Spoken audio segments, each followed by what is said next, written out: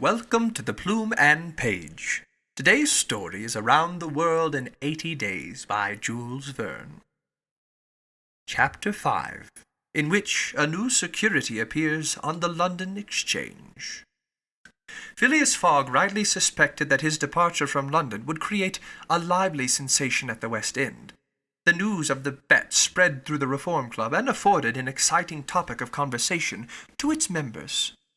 From the club it soon got into the papers throughout England. The boasted tour of the world was talked about, disputed, argued with as much warmth as if the subject were another Alabama claim. Some took sides with Phileas Fogg, but the large majority shook their heads and declared against him. It was absurd, impossible, they declared, that the tour of the world could be made, except theoretically and on paper, in this minimum of time, and with the existing means of travelling. The Times, Standard, Morning Post, and Daily News, and 20 other highly respectable newspapers scouted Mr. Fogg's project as madness. The Daily Telegraph alone hesitatingly supported him.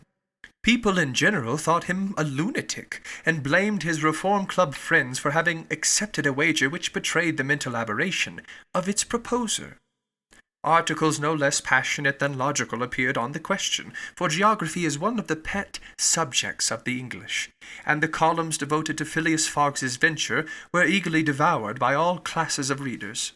At first some rash individuals, principally of the gentler sex, espoused his cause, which became still more popular when the Illustrated London News came out with his portrait, copied from a photograph in the Reform Club. A few readers of the Daily Telegraph even dared to say, "Why not? After all, stranger things have come to pass." At last a long article appeared on the 7th of October in the Bulletin of the Royal Geographical Society, which treated the question from every point of view, and demonstrated the utter folly of the enterprise. Everything, it said, was against the travellers, every obstacle imposed alike by man and by nature. A miraculous agreement of the times of departure and arrival, which was impossible, was absolutely necessary to his success. He might, perhaps, reckon on the arrival of trains at the designated hours in Europe, where the distances were relatively moderate. But when he calculated upon crossing India in 3 days, and the United States in 7, could he rely beyond misgiving upon accomplishing his task? There were accidents to machinery, the liability of trains to run off the line, collisions, bad weather, the blocking up by snow. Were not all these things against Phileas Fogg? Would he not find himself, when travelling by steamer in winter, at the mercy of the winds and fogs? Is it uncommon for the best ocean steamers to be 2 or 3 days behind time? But a single delay would suffice to fatally break the chain of communication.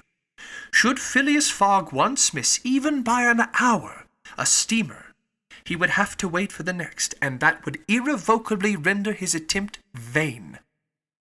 This article made a great deal of noise, and, being copied into all the papers, seriously depressed the advocates of the rash tourist.